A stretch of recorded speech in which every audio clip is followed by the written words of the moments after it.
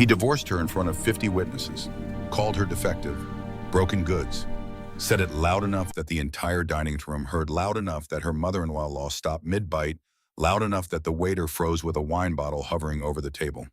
"She can't give me children," Daniel Cross had said, his voice carrying that particular tone of a man who believes he's being reasonable. "What's the point of keeping her?" 6 months later, Serafina Hartley stood in a basement that smelled like formaldehyde and government-issued floor cleaner, filing autopsy reports for bodies that had been drained of every drop of blood. She had $9 in her bank account, a hole in her left shoe that led in every puddle on the Savannah sidewalk, and the attention of a 400-year-old vampire king who knew her secret. The secret Daniel never discovered in 6 years of marriage. The secret that made her infertility not a defect but a dormant power, waiting for the right catalyst. 3 weeks later, the Vampire King walked into a courtroom where Daniel was trying to reclaim her. He didn't ask permission. He simply sat down behind Serafina close enough that Daniel could see him, close enough that every person in that room felt the temperature drop 3 degrees, and he whispered 5 words loud enough for her ex-husband to hear. Let him watch what he lost.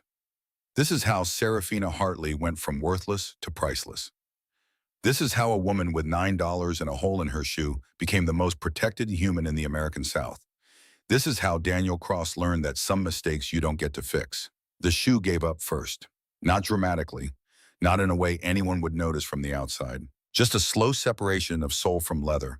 Right at the ball of Serafina's left foot, the kind of failure that happens when you walk 12 blocks twice a day for 6 months because bus fare costs $1.75, and you need that $1.75 for the difference between eating twice or once.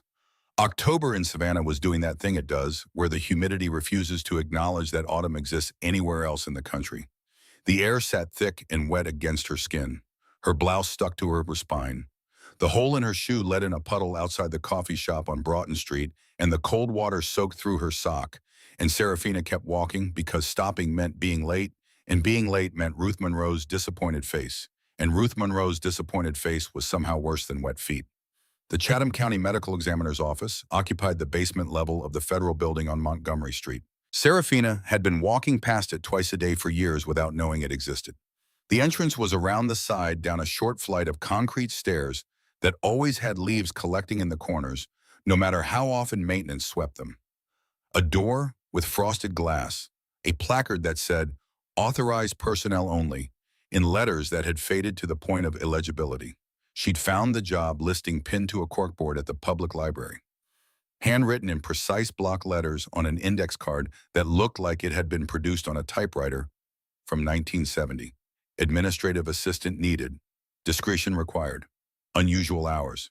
No experience necessary. The handwriting had been so old-fashioned that Serafina almost didn't call the number.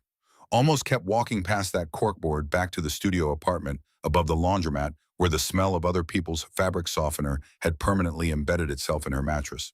But she'd called. And Ruth Monroe had answered on the second ring, her voice rough from what Serafina would later learn was a 40-year menthol cigarette habit, and said, "You got a gap in your employment history." "I was married," Serafina had said. The silence on the other end of the line lasted exactly 3 seconds, long enough for Serafina's stomach to clench, long enough for her to think, here we go. Here's the part where I have to explain why being someone's wife was a full-time job that left no room for actual employment. Here's the part where I have to make 6 years of my life sound less pathetic than they were. Ruth said, "You start Monday, don't be late, and don't ask questions about the files marked with the red seal." That had been 6 months ago. 24 weeks of filing autopsy reports. 24 weeks of transcribing pathologist notes in a windowless office that was always exactly 64 degrees regardless of the season. 24 weeks of learning that death, despite what the movies suggested, was mostly paperwork. People died. Paperwork followed. Someone had to make sure the paperwork was accurate, complete, and stored in the correct filing cabinet. That someone was Serafina. She was good at it. Quiet, detail-oriented, invisible. All the qualities Daniel had cultivated in her during their marriage, the ones she'd hated herself for developing, turned out to be exactly what a basement morgue office needed. Ruth noticed. Ruth noticed everything, despite pretending she didn't. "You reorganized the filing system," Ruth had said one morning, 3 weeks into Serafina's employment, not looking up from the incident report she was reviewing. "The alphanumeric code wasn't cross-referencing with the digital database properly," Serafina had said. I added a tertiary identifier. Ruth had looked at her then, really looked. The kind of look that felt like being read instead of seen. Your ex-husband was an idiot, Ruth had said. Then she'd gone back to her paperwork, and Serafina had gone back to filing, and neither of them had mentioned it again. But the Red Seal files, those were different. They'd started appearing in Serafina's second week. Not in the regular filing queue, not dropped off by the courier who brought the standard intake forms from the hospital. These arrived directly on her desk, always when she wasn't looking. She'd go to the bathroom, come back, and there would be a folder, thicker than the standard ones, heavier paper, sealed with actual wax in dark crimson, the kind of thing Serafina associated with historical documents or wedding invitations from people who had more money than sense. The cases inside described deaths that didn't make sense. Bodies drained of blood without a wound large enough to account for the loss. Toxicology results showing compounds that didn't exist in any pharmaceutical database Serafina could access. Corpses found with marks on their throats that the pathologist would describe in the preliminary notes, then omit entirely from the final report. And underneath the pathologist's neat typed observations, handwritten annotations in a script Serafina didn't recognize. Notes that read like someone was tracking patterns, following connections, building a case that no official report would ever acknowledge. Serafina filed them where Ruth told her to file them. In a locked cabinet in the back room that required a key Ruth had given her on the third week, a small brass key that Serafina wore on a chain around her neck, tucked under her blouse where no one could see it. She did not ask questions, but she noticed everything. She noticed that the Red Seal cases came in clusters. 3 in 1 week, then nothing for 2 weeks, then 5 in 3 days. She noticed that the compounds in the toxicology reports were always the same. An unknown protein. Molecular structure the lab couldn't identify. Present in every victim. She noticed that the marks on the throats were always symmetrical. 2 punctures, precise, clean, the kind of precision that required either a very steady hand or a very specific tool. She noticed that the temperature in the basement corridor dropped approximately 4 degrees 6 minutes before Ruth would appear in the doorway and say, "Someone's coming, finish what you're doing and go home early." Serafina never saw who was coming. She always left before they arrived, until week 24. Serafina had stayed late to finish a backlog of transcriptions. Ruth had already gone home smoking her evening menthol on the way out, leaving a trail of smoke that hung in the stairwell like evidence. The building was quiet, the kind of aggressive silence that government buildings develop after hours, as if the architecture itself wants everyone to leave. 7:45 p.m., the overhead fluorescence hummed. Serafina's fingers moved across the keyboard, transferring the pathologist's audio notes into typed text. A 53-year-old male. Cause of death, exsanguination. No wounds consistent with the blood loss observed. Toxicology pending. She saved the file, stood, gathered the stack of Red Seal folders that needed to go to the locked cabinet. The corridor stretched ahead of her. 40 feet of linoleum tile, walls painted institutional beige, doors on either side, all closed, all dark. The temperature dropped, 4 degrees in 6 seconds. Serafina felt it against her skin. The sudden coolness. The way the air shifted from stale warmth to something sharper. 6 minutes early, her brain supplied. Whatever pattern Ruth had been tracking, it was 6 minutes early tonight. She should have left. Ruth's instructions had been clear. When the temperature drops, go home. But Serafina was holding 6 Red Seal folders, and the locked cabinet was at the end of the corridor, and leaving them on her desk overnight felt wrong, in a way she couldn't articulate. These were evidence. Evidence of something. Evidence that someone wanted preserved, even if no official report would acknowledge it. She walked. The fluorescent lights flickered once, steadied. Her footsteps echoed, soft rubber soles on linoleum, the sound too loud in the silence. She turned the corner. He was standing at the end of the corridor, not approaching, not arriving, simply there in a spot where no one had been standing 30 seconds earlier, as if he'd materialized out of the beige paint and fluorescent hum and government-issue floor tiles. Serafina's first thought was not that he was handsome. Her first thought was that he was wrong. Something about the way he occupied space. The proportions of him. Too still. Too composed. Like a photograph that had been inserted into reality and didn't quite match the lighting. He was tall, broad through the shoulders, narrow at the waist, dark hair cut short enough to be professional, long enough to suggest he didn't care much about professional. He wore a charcoal suit with no tie, the collar open in a way that should have looked casual, but instead looked like a predator keeping its claws sheathed. His face was the problem.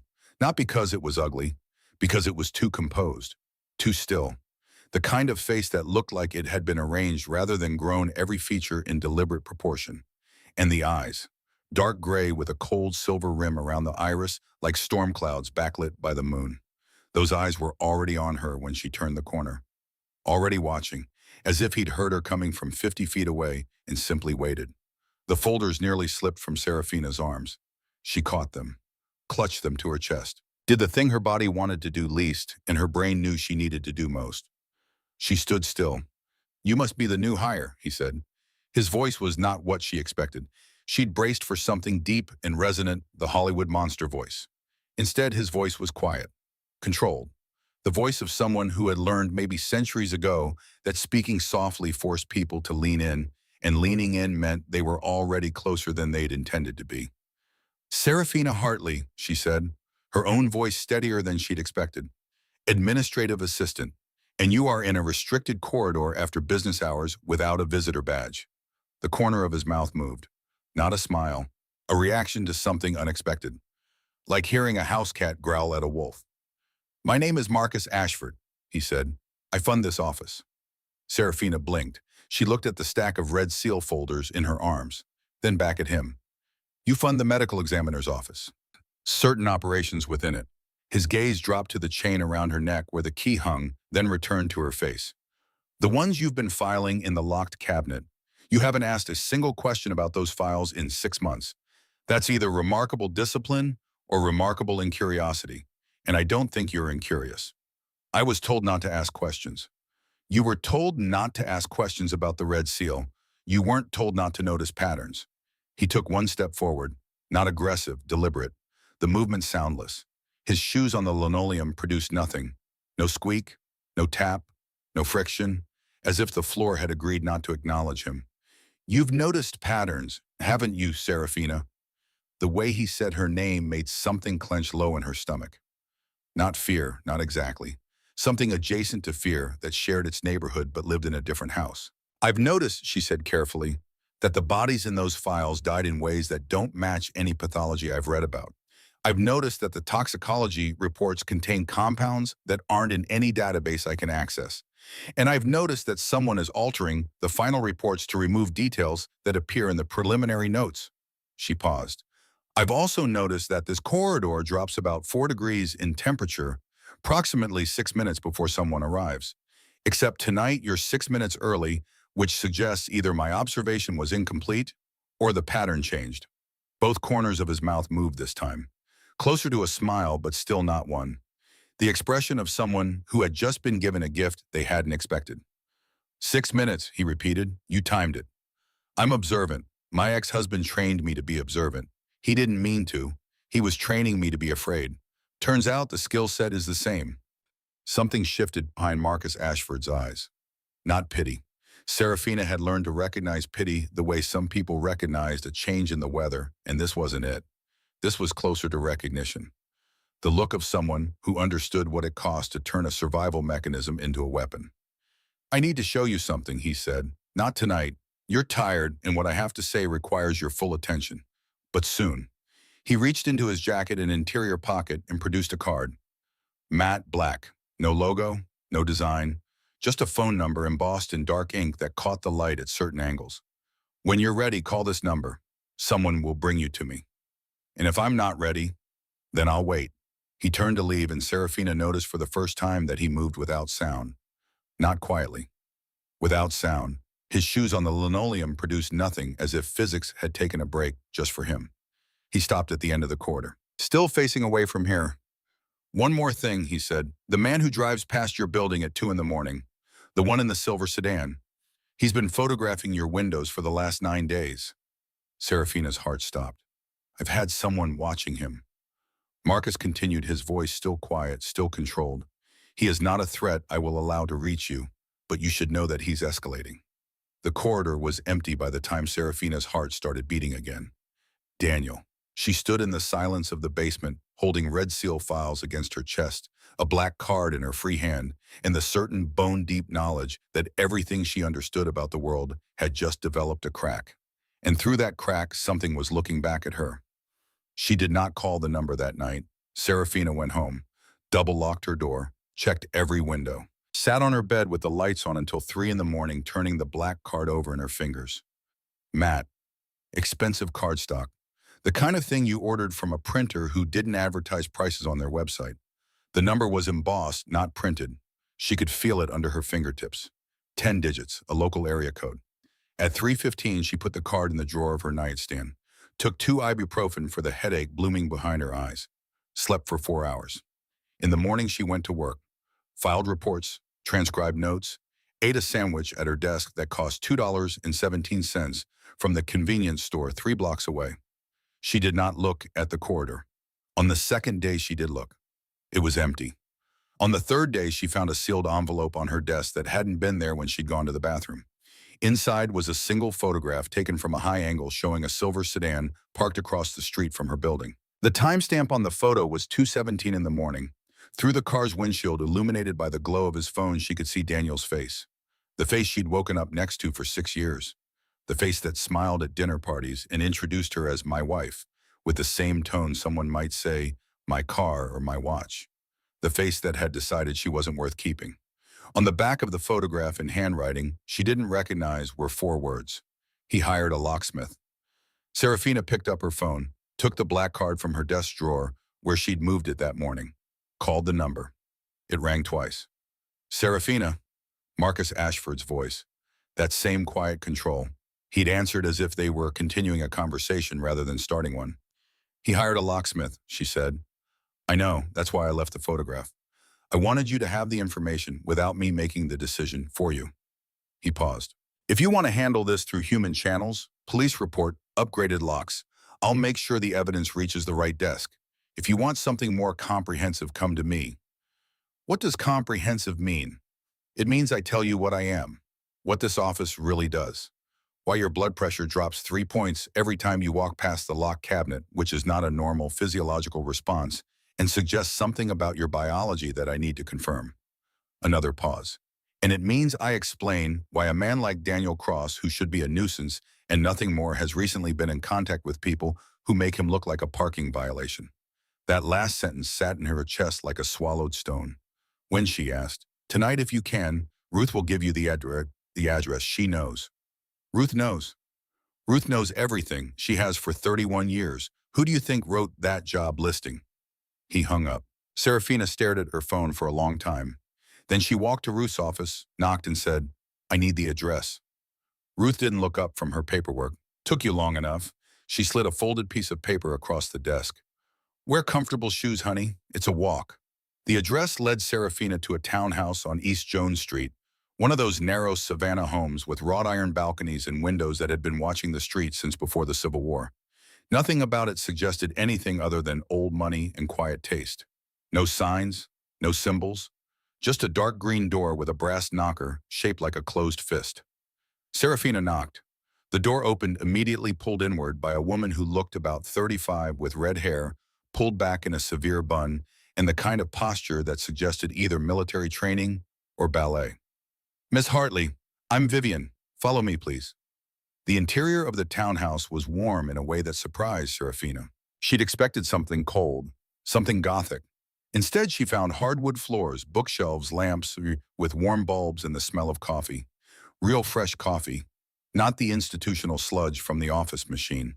Vivian led her down a hallway through a kitchen that was fully stocked and clearly used and into a sitting room at the back of the house. Marcus Ashford sat in a leather armchair with a glass of something dark red in his hand. He stood when she entered. It was a small gesture, standing when a woman enters a room, the kind of thing her grandmother would have appreciated. And it struck Serafina that the gesture felt practiced in the way of someone who had been doing it for a very long time. Not habit learned in childhood, habit calcified over decades, maybe longer. Sit, please. He gestured to the chair across from him. There's coffee if you want it, or something stronger. Coffee. Vivian disappeared. She returned with a cup that was perfect. The right temperature, the right amount of cream. Serafina wondered briefly if that was a coincidence or if someone had been paying attention to how she took it at the office. The second option should have unsettled her more than it did. You said you'd tell me what you are, Serafina said. Marcus set down his glass. He leaned forward, elbows on his knees, and those gray silver eyes held hers without blinking. I'm going to tell you a word, he said, and I want you to notice your own reaction. Not what you think the reaction should be, what it actually is. Okay. Vampire. Serafina's reaction was not what she expected. No spike of fear, no surge of adrenaline, no instinctive recoil. Instead, something settled, like a puzzle piece dropping into a space she'd been staring at for 6 months without realizing it was empty. The temperature drops, the soundless movement, the drained bodies in the files, the red seal. The fact that Ruth, who chain-smoked menthols and ran an office next to a morgue, had been keeping secrets for 31 years. Okay, Serafina said. Marcus waited. He seemed to be waiting for more. The scream maybe, the bolt for the door, the accusations of insanity. I've been filing autopsy reports on exsanguinated bodies for 6 months, Serafina continued.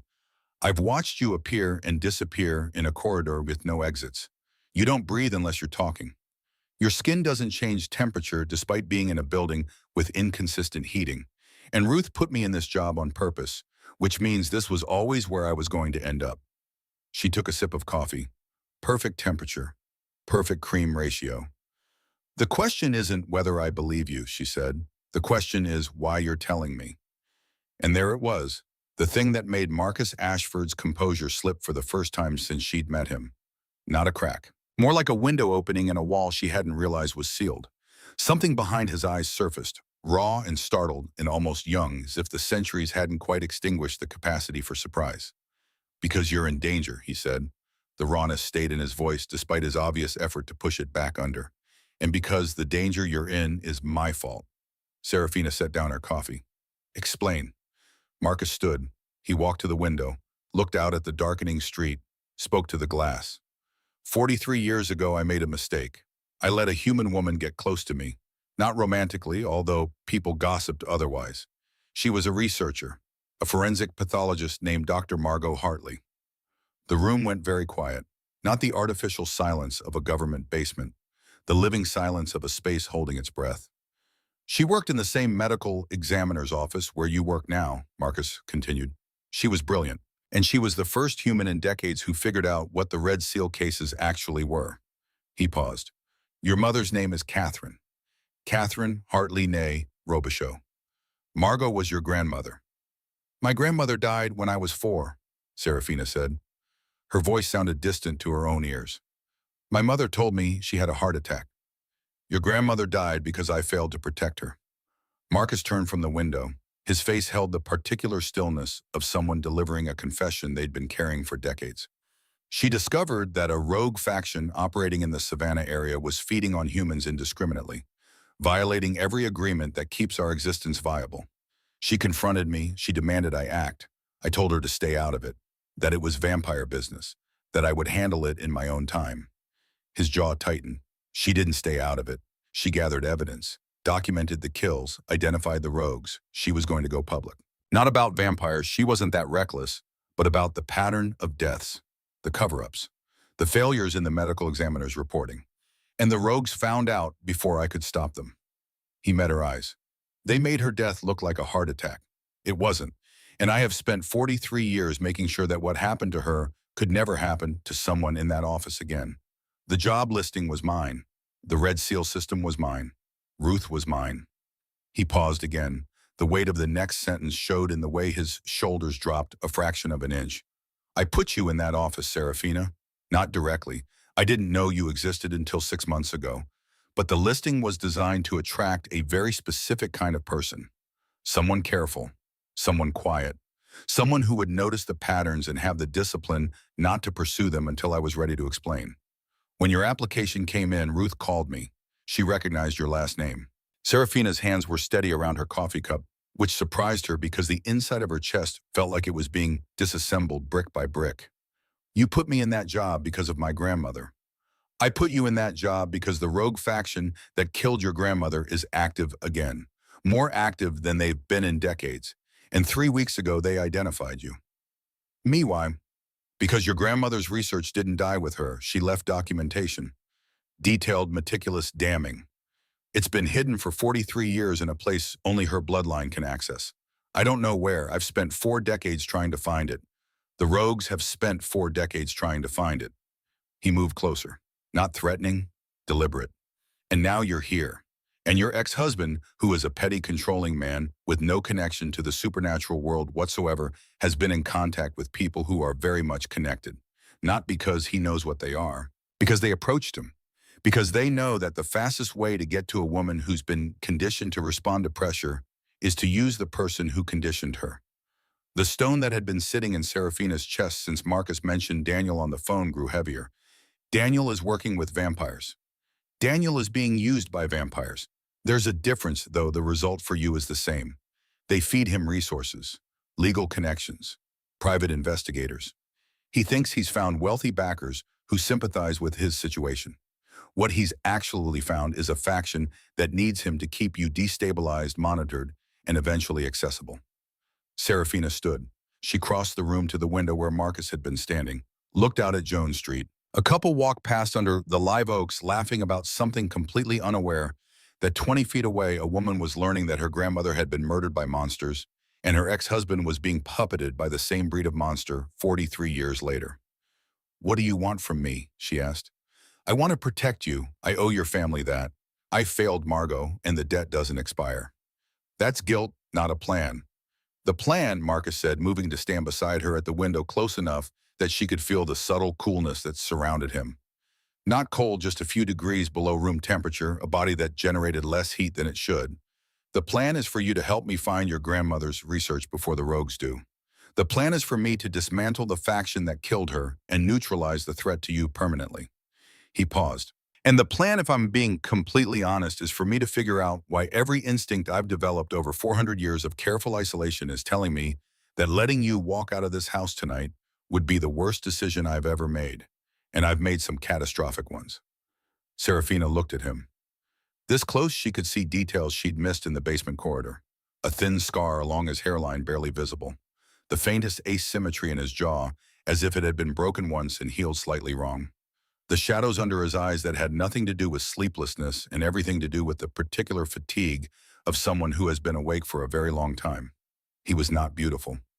She wanted to be precise about that. He was compelling in the way that a building on fire is compelling.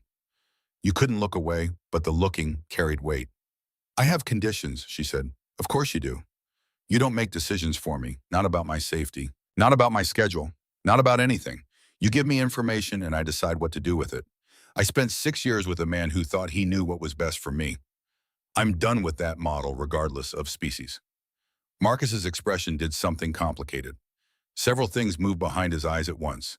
None of them the condescension she'd been bracing for. "Agreed," he said. "What else?" "You tell me everything, not what you think I can handle. Everything. The moment you start filtering information to protect me, we're done." "That will be difficult. Some of what I know is genuinely dangerous to hear." "I didn't say it would be comfortable. I said it was a condition." He studied her for a moment that stretched longer than it should have. "Your grandmother used to say something similar," he said. "She told me that the only thing more dangerous than the truth was a well-intentioned lie. I didn't listen to her either." He paused. "I'll do better this time." Serafina extended her hand. It was a deliberate choice. A handshake, not an embrace. A negotiation, not a surrender. Marcus took it. His grip was firm, his skin cool. And when their hands met, Serafina felt something she'd been expecting to feel ever since he'd said the word vampire. A current, not electric, not supernatural in any way she could identify. More like the sensation of touching a wire that was carrying information. A transmission she couldn't decode. Marcus felt it too. She saw it in the way his fingers tightened almost imperceptibly before he let go. "Tomorrow," he said, "Ruth will brief you on the parts she knows. I'll fill in the rest. And Serafina?" He walked her to the front door where Vivienne was already waiting with a car idling at the curb. "I've assigned 2 of my people to your building. Not inside, outside. They will not enter your home, monitor your phone, or interfere with your life in any way. They are there for one purpose: to make sure the rogues don't reach you and Daniel doesn't get brave." Serafina stepped onto the porch. The Savannah night was warm and smelled like jasmine and river water, and the particular ghost of something that might have been history or might have been grief. "Marcus," she said, turning back, "my grandmother's research. If we find it, what happens? If we find it, I have what I need to bring the rogue faction before the court of the Southern Reach.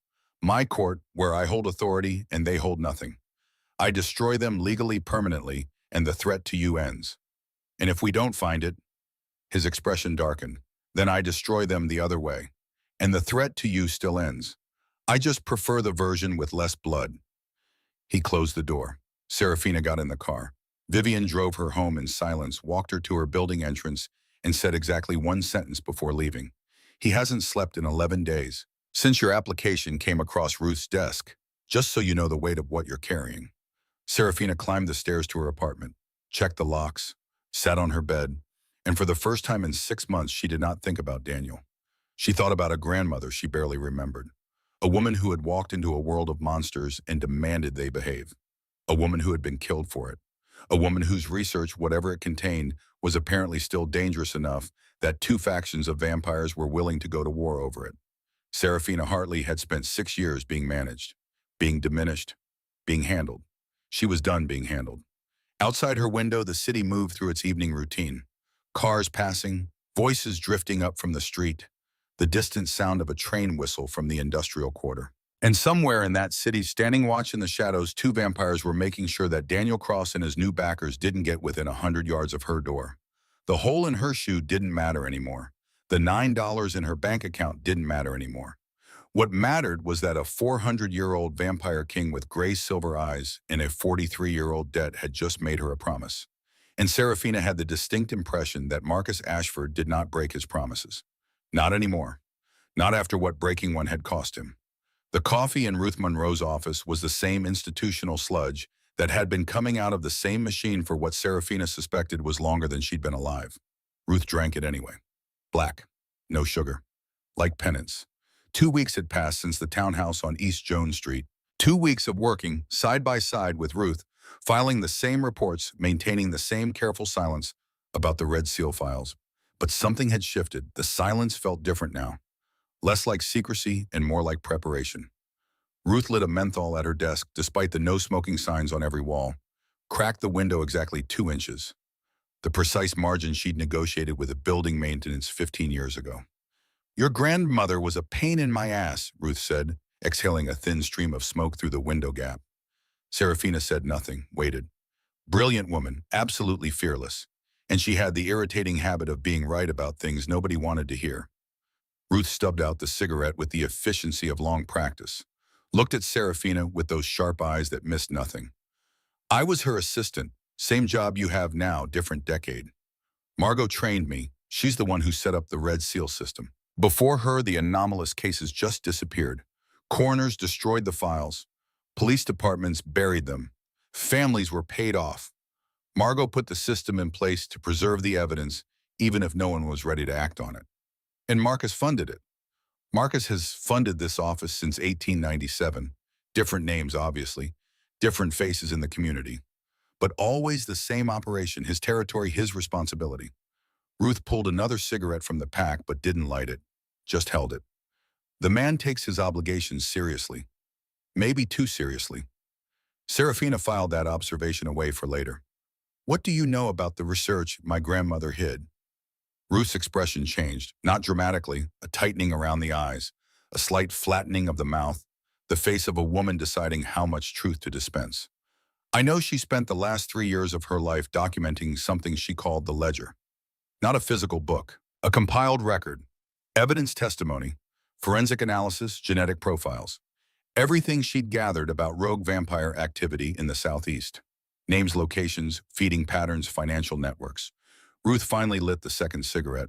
She told me once that if the ledger ever reached the right hands, it would be enough to dismantle the entire rogue infrastructure, not just in Savannah, across the whole southern reach.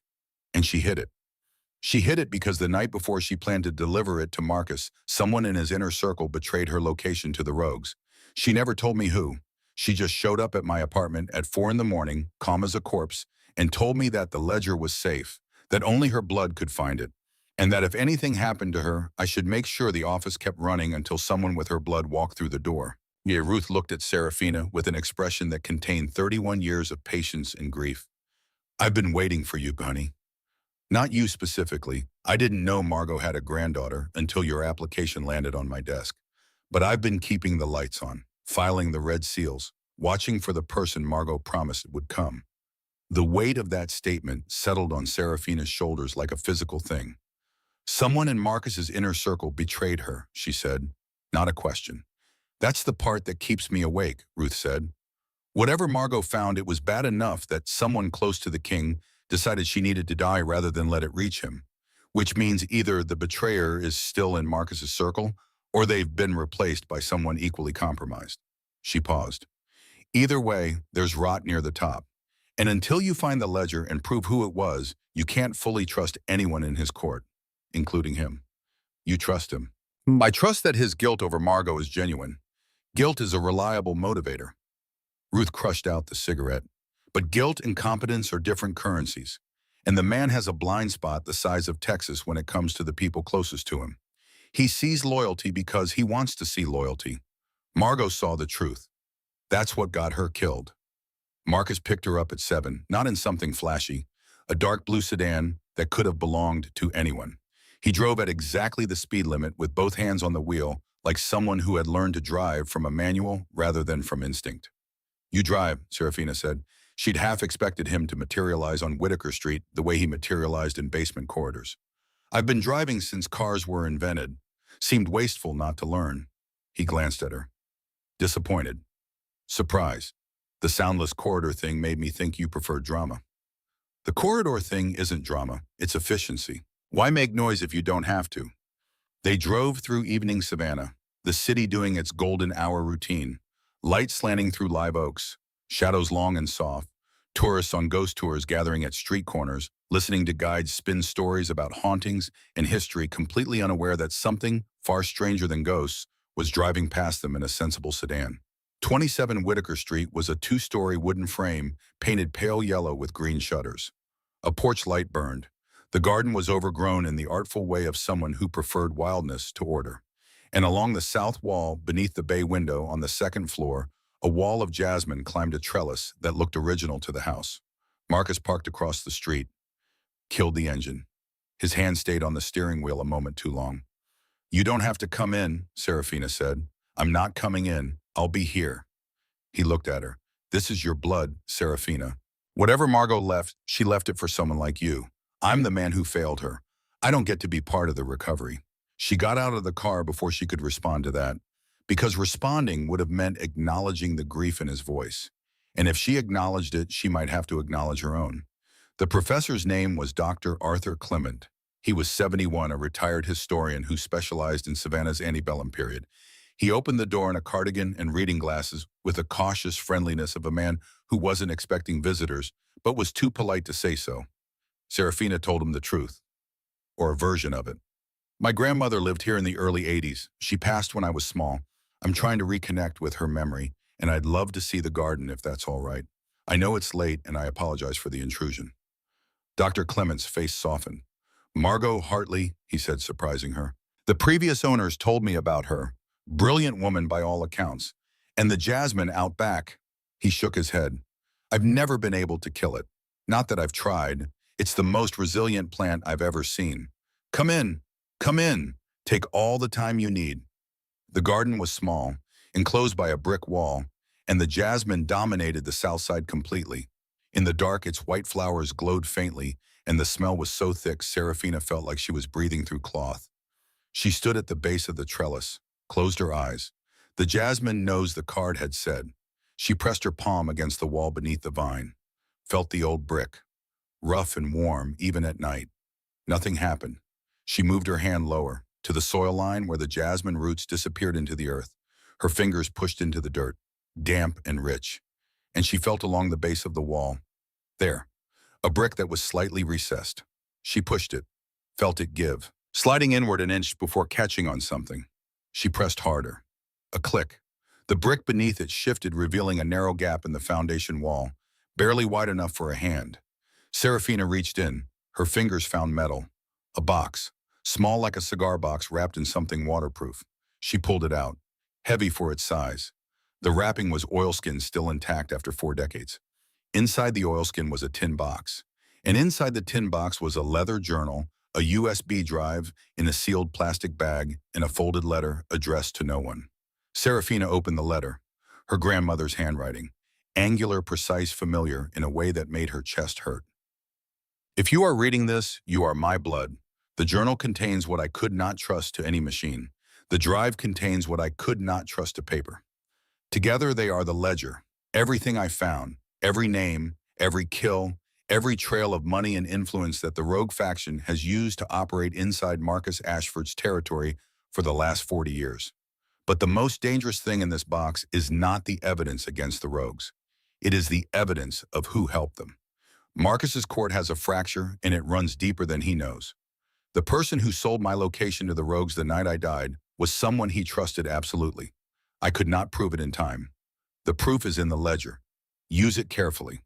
And if Marcus Ashford is standing next to you when you read this, which knowing him, he probably is, tell him, I said 3 things. 1, I forgive him. 2, I told him so. 3, the person who betrayed me did it out of love for him, which makes it worse, not better. Be careful, little one. The truth is heavy, but you come from women who carry heavy things. No, Serafina read the letter twice. Then she walked back through the house, thanked Dr. Clement, and got into the car where Marcus was waiting with the rigid stillness of someone holding himself together through sheer discipline.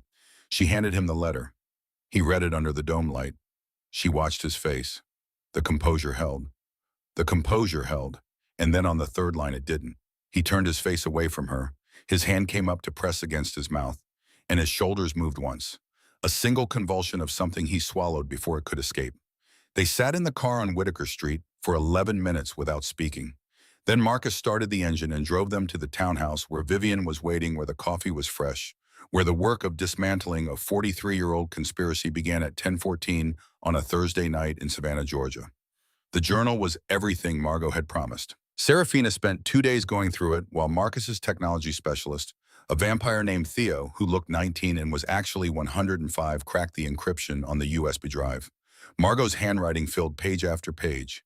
Dates, locations, names, victim profiles, forensic details so specific that Serafina could reconstruct entire crime scenes in her mind just from reading the notes.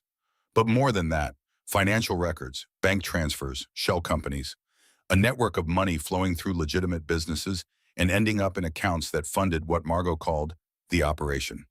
The operation was human trafficking, not in the modern sense, in a sense far older and far worse. Humans bred specifically to have genetic markers that made them compatible with vampire physiology. Raised in isolation, sold to the highest bidder, used until they broke, disposed of when they were no longer useful. The rogue faction wasn't rogue at all, it was a business. And it had been running in the American South for over a century, funded and protected by someone with enough power to keep it invisible. The name in the ledger made Marcus go very still. Vivian Kane, not the current Vivian, her predecessor, a vampire named Vivienne Laurent, who had served Marcus's court for 170 years before dying in what the official records called a territorial dispute with a rival court. Except the ledger said otherwise. The ledger said Vivienne Laurent had been running the trafficking operation, that she'd been skimming resources from Marcus's territory to fund it, that she'd been providing cover for decades while performing loyalty in the king's presence, and that when Margot discovered it, Vivian had sold Margot's location to the rogues rather than let the evidence reach Marcus.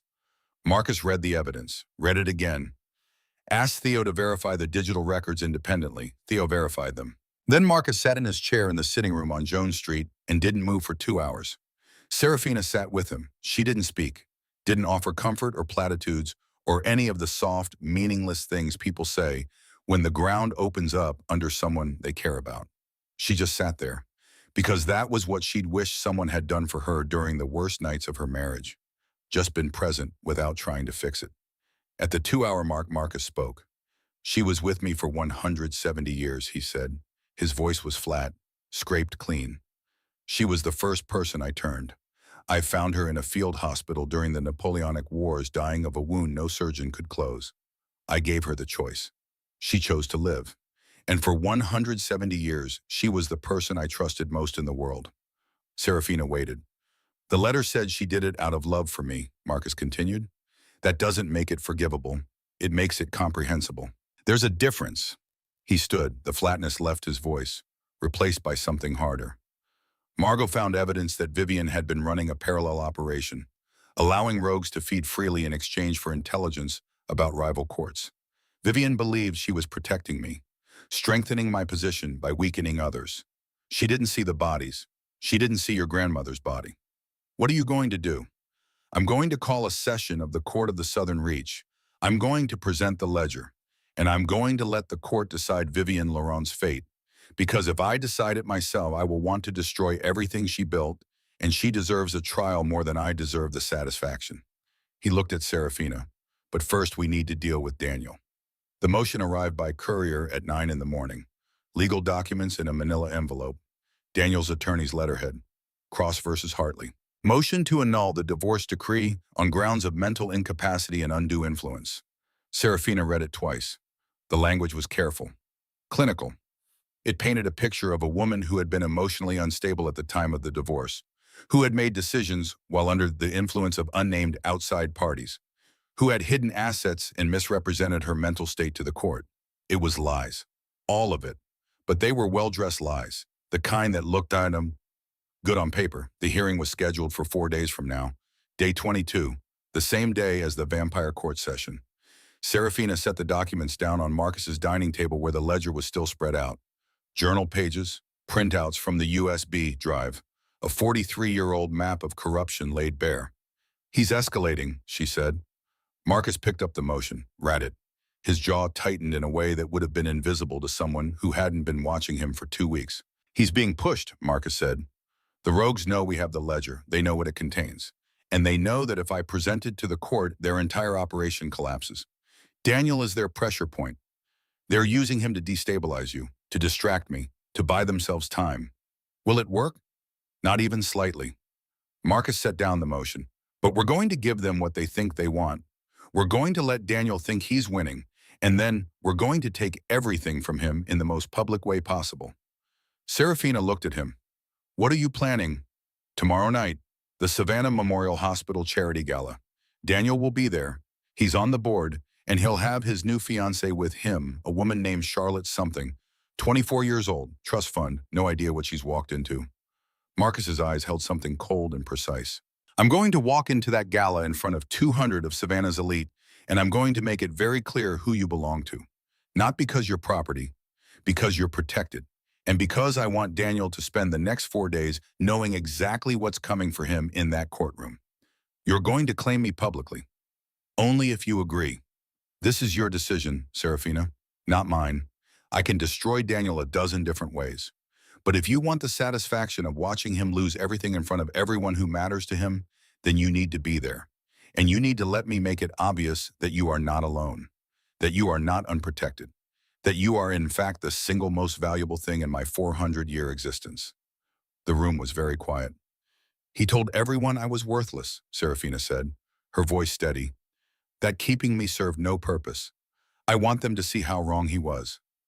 Marcus crossed the room, stopped in front of her, close enough that she could feel the coolness that surrounded him, that constant few degrees below room temperature. Then we'll make sure they know, he said quietly, all of them. The dress was dark green, emerald actually, the color of old money and quiet power. It fit her like it had been made for her, which it probably had been, because when Serafina had asked where it came from, Vivian had just smiled and said, Marcus has excellent taste. Vivian had also done something to Serafina's hair, not styled it into submission, just encouraged it. The result was softer than Serafina was used to, more intentional. You look like someone who belongs exactly where she's going, Vivian said, stepping back to assess her work. Serafina looked at herself in the mirror. The woman looking back was not the woman who had walked 12 blocks with a hole in her shoe 6 months ago. But she wasn't someone else either. She was sharper, more focused, like a photograph finally coming into clarity. He hasn't stopped thinking about you for 2 weeks, Vivian said quietly. I've known Marcus for a very long time. I've never seen him like this. Like what? Hopeful. The Savannah Memorial Hospital Charity Gala was held in the ballroom of the DeSoto Hotel, a historic building with chandeliers and marble floors and the kind of polished elegance that money produced when it had been accumulating for generations. 200 people filled the space, doctors and donors, board members and their spouses, everyone dressed in their best, everyone performing the careful dance of Southern society where the smiles were wide and the knees were hidden. Daniel was easy to spot. He stood near the bar with a woman who had to be Charlotte, young, blonde, wearing a dress that cost more than Serafina used to make in a month. She was laughing at something Daniel had said, her hand on his arm, completely unaware that the man next to her had destroyed his previous marriage through systematic isolation and control. Daniel saw Serafina the moment she entered. His face did something complicated. Surprise, then recognition, then calculation. The same expression he'd worn when he was deciding whether one of her friendships needed to be managed. Serafina held his gaze, didn't look away, didn't smile, just stood there in her emerald dress and let him see that she existed, that she was here, that she had not disappeared into the poverty and shame he'd tried to bury her in. Then Marcus walked in. The room didn't go silent. That only happened in movies. But there was a shift, a subtle redistribution of attention, the way a space reacts when someone important enters. Marcus wore black, a suit that probably cost more than Serafina's rent for a year. No tie. The collar open in that way he had of suggesting formality while refusing to perform it completely. He crossed the ballroom like he owned it, which given the amount of money his various shell companies had probably donated to this hospital over the decades he might actually have. He stopped in front of Serafina. "You look devastating," he said quietly, "just for her." Then he turned to face the room, raised his voice just enough to carry, "Excuse me, I need everyone's attention for a moment." The conversations didn't stop immediately, but they stuttered. People turned. A few board members who clearly recognized Marcus from previous events nudged their companions. The room found its way to quiet. "My name is Marcus Ashford," he said, his voice carrying that same quiet control it always carried, the kind of voice that didn't need to shout to be heard. "Some of you know me, most of you don't. That's fine. You're about to." He turned to Serafina, held out his hand. She took it. "This woman," Marcus said, "is Serafina Hartley, and I want to make something very clear to everyone in this room. She is under my protection. She is under my care. And she is, as of this moment, the single most important person in my territory." He looked directly at Daniel. "Anyone who challenges that in court, in business, or in any other arena will answer to me, personally. And I promise you that is not a conversation you want to have." The ballroom was completely silent now. Serafina felt every eye in the room on her, felt the weight of 200 people trying to understand what they were witnessing, felt Daniel's stare like a physical thing burning across the space between them. Marcus's hand tightened on hers, just slightly, a reassurance. "Carry on," Marcus said to the room. "Enjoy your evening." And just like that, the noise returned, conversations resuming, the careful social machinery grinding back into motion. But everything had changed. Serafina saw it in the way people looked at her now. Not with pity, not with curiosity, with something closer to respect. Or maybe caution. The kind of attention you give to someone who has just been marked as untouchable. Daniel was still staring. His face had gone through several more complicated expressions and landed on something that looked like rage wrapped in disbelief, wrapped in the dawning understanding that he had miscalculated badly. Charlotte was tugging on his arm, saying something Serafina couldn't hear. Daniel ignored her. Marcus leaned close to Serafina, his breath cool against her ear. "Do you want to leave, or do you want to stay and watch him try to process this?" "Stay," Serafina said. "Definitely stay." They stayed for an hour. Marcus introduced her to people whose names she would never remember. Board members and donors and a few individuals who gave Marcus looks that suggested they knew exactly what he was, even if they couldn't say it out loud. And through it all, Daniel watched. He tried to approach twice. Both times someone intercepted him. A board member with a question, a waiter with a tray of champagne. Marcus's timing was too perfect for it to be coincidence. When they finally left, walking out through the De Soto's grand entrance to where Vivian was waiting with the car, Serafina looked back once. Daniel stood in the doorway of the ballroom, alone. Charlotte had apparently given up and found someone else to talk to. He looked smaller than she remembered, less like the man who had controlled 6 years of her life and more like what he actually was. A petty, insecure man who had mistaken cruelty for strength and was only now beginning to understand the difference. "Let him watch," Marcus said quietly, following her gaze. "Let him see what he lost. Let him spend the next 4 days knowing that when that courtroom door opens, I'm going to be sitting behind you. And there's nothing he can do about it." Serafina got in the car. Vivian drove them back to the townhouse. And for the first time since the divorce, Serafina felt something unfamiliar spreading through her chest. Not happiness, not yet, but the space where happiness could grow. The knowledge that she was not alone, that she was not powerless, That the man who had tried to erase her had just been erased himself in front of everyone who mattered. The townhouse was quiet when they returned. Theo had gone home. Vivian disappeared upstairs to her quarters. It was just Serafina and Marcus in the sitting room where this had all started 2 weeks ago. The ledger still spread across the dining table.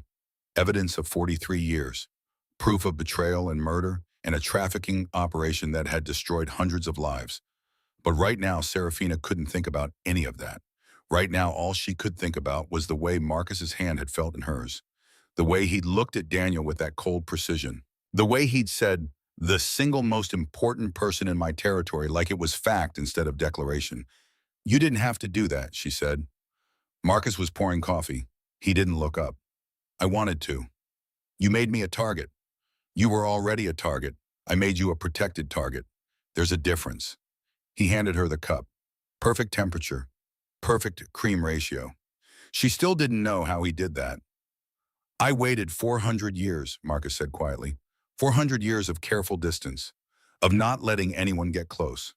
Of building walls so high that nothing could touch me. And then Ruth called me 6 months ago and said your name, and every single one of those walls started developing cracks." He sat down across from her. "I told myself it was guilt, that I owed your grandmother a debt, that protecting you was just fulfilling an obligation I'd failed to meet 43 years ago. And maybe that's how it started, but that's not what this is anymore." Serafina set down her cup. "What is it?" "You know what it is." His eyes held hers, gray silver in the lamplight. "You felt it when we shook hands in this room. That current, that transmission. It's not just biology, Serafina. It's not just the genetic compatibility that makes you able to exist in my world without being consumed by it." He leaned forward. "It's you, your mind. The way you look at problems and find solutions no one else sees. The way you survived 6 years with a man who was trying to break you and came out of it sharper instead of shattered. The way you didn't flinch when I told you what I was. You just adjusted. Like the universe had finally started making sense. I'm not my grandmother. I know. Margot was a force of nature. Brilliant and terrifying and absolutely certain she was right about everything. And she was right. That's what made her terrifying." He paused. "You're different. You question. You weigh evidence. You don't assume you have all the answers. And that makes you more dangerous than she ever was, because you'll see things she would have missed." Serafina stood, crossed to the window, looked out at Jones Street where 2 weeks ago she'd stood in this exact spot and made a deal with a vampire king. "Daniel files that motion in 4 days, she said. "The vampire court session is the same day." "I know. If we go to the vampire court, we might not make it to the human one." "We'll make it. I'll make sure of it." She turned to face him. "Why does this matter so much to you, the human court? You could destroy Daniel 100 different ways. You could make him disappear. Make him leave Savannah. Make him understand that he's lost without ever setting foot in a courtroom." Marcus stood, walked to where she was standing, close enough that she could feel the temperature differential. Could see the exact moment his breath misted slightly in the warm air because his lungs were degrees cooler than they should be. "Because you deserve to watch him lose the same way he made you feel like you'd lost," Marcus said. "You deserve to sit in that courtroom with me behind you and watch the judge tell him that he was wrong, that the annulment is denied, that you were never mentally incompetent or under undue influence, that you were simply smart enough to leave a man who didn't deserve you." He reached out, hesitated, then touched her face, his fingers cool against her cheek. "I can give you a lot of things, Serafina. Protection, resources, a place in my world that no one can challenge. But I can't give you the vindication of watching the human legal system tell Daniel Cross that he's a failure. Only you can give yourself that, and I want to be there when it happens." Serafina's heart was doing something complicated in her chest, something that felt like it was expanding and contracting at the same time. "You haven't slept in 11 days, she said. "Vivian had told me." "Vivian talks too much." "Do you sleep?" "Sometimes, when I feel safe. I haven't felt safe in a very long time. Because of what happened to my grandmother. Because of a lot of things. Your grandmother. The people I've lost. The mistakes I've made. The century after century of watching humans I cared about age and die while I stayed the same. It's easier not to get close. Easier not to sleep. Easier not to feel safe." He dropped his hand, started to step back. Serafina caught his wrist.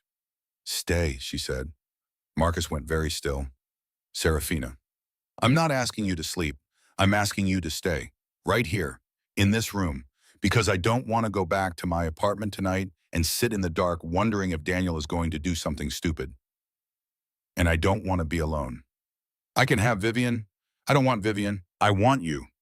The silence stretched between them, long enough for Serafina to hear her own heartbeat, long enough to wonder if she'd miscalculated, if the current she'd felt the transmission had been one-sided after all.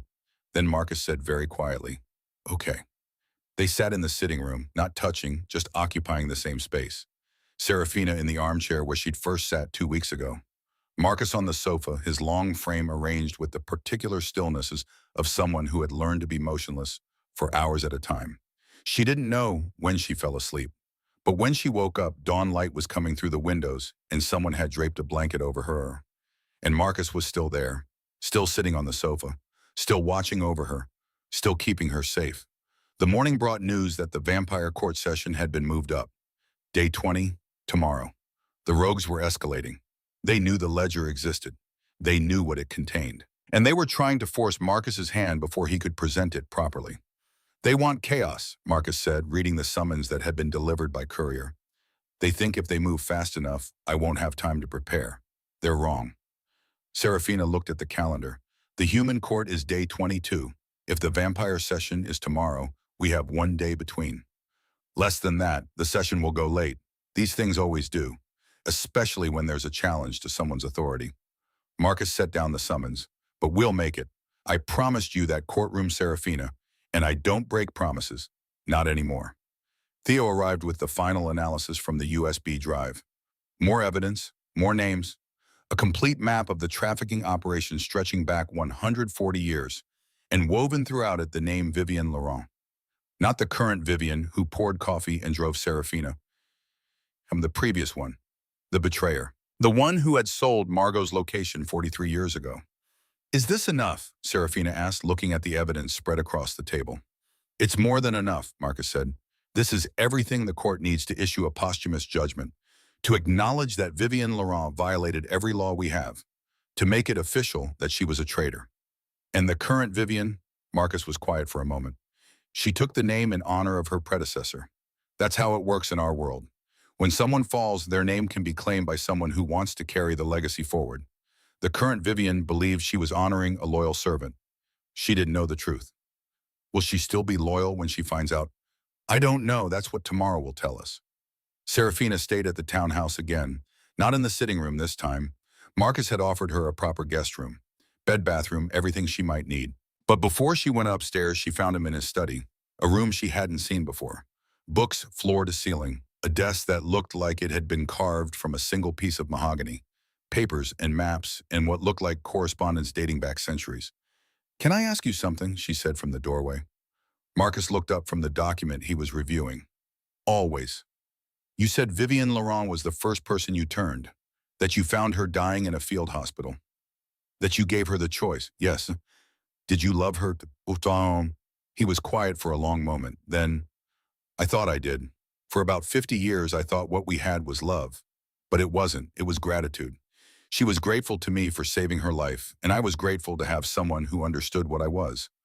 We confused gratitude for love, and it took us both a very long time to figure out the difference. When did you figure it out? When I met Margot. He set down the document. Not romantically. I never had those feelings for your grandmother, but Margot made me understand what it felt like to be truly known. To have someone look at me and see not the vampire king, not the 400-year-old immortal, but the person underneath. The one who made mistakes, who carried grief, who was just trying to do better than the century before. He looked at Serafina. Vivian never saw that person. She saw the king. She made every decision based on what she thought would protect or elevate the king. And in doing so, she destroyed the very thing she thought she was preserving. You don't know that the current Vivian will betray you. No, but I know that carrying that name creates expectations. And tomorrow when she learns what her predecessor did, she'll have to decide who she wants to be. The loyal lieutenant who keeps the name and all its baggage. Or someone new. Serafina stepped into the study. For what it's worth, I think she's more than just a name. What makes you say that? Because she makes my coffee perfect. And that level of attention to detail doesn't come from performing loyalty. It comes from actually caring. Marcus smiled, small, real, the first genuine smile Serafina had seen on his face. "You're going to be terrifying when you fully understand the power you have," he said. "What power? The power to make a 400-year-old vampire believe in hope again." He stood, crossed to where she was standing, and for the second time he reached out and touched her face, cool fingers against her skin. "Whatever happens tomorrow," he said quietly, "whatever the court decides, whatever chaos the rogues try to create, I want you to know that I don't regret this, any of it, meeting you, telling you the truth, standing beside you in that ballroom.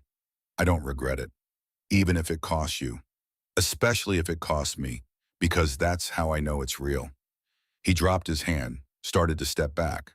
And this time Serafina didn't just catch his wrist, she kissed him. It wasn't gentle, it wasn't soft.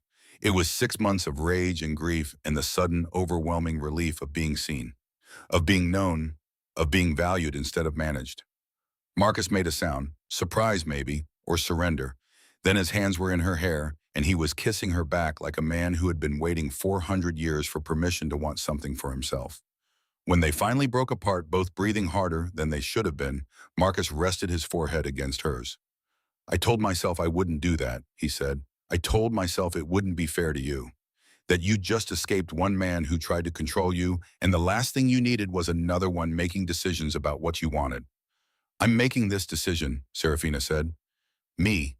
No one else. I'm choosing this." "You're sure?" "I've never been more sure of anything in my life."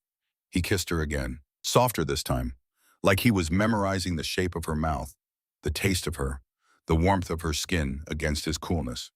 When they finally pulled apart for the second time, Marcus said, "The court session is in 14 hours. "I know. After that, the human courtroom." "I know that too. And between now and then, Daniel is going to try something. The rogues are going to push him. They're running out of time and desperate people do stupid things. Let them try." Serafina stepped back, put distance between them before the pull got too strong to resist. "I'm not afraid anymore. I have the ledger. I have you. And in 48 hours, I'm going to watch Daniel Cross learn exactly what he lost when he decided I was worthless." She turned to leave. "Serafina," Marcus said. She looked back. "Thank you." "For what?" "For choosing this, for choosing me, for being brave enough to walk into a world that should terrify you and deciding it's worth it anyway." Serafina smiled, small, real, the first genuine smile she'd felt on her own face in longer than she could remember. "You're worth it," she said. Then she went upstairs to the guest room, climbed into bed, and slept deeply for the first time in 6 months. Because 2 floors below, a 400-year-old vampire king was sitting in his study surrounded by evidence of betrayal and proof of murder and the complete dismantling of a century-old trafficking operation. And he was smiling. The knock came at 5 in the morning.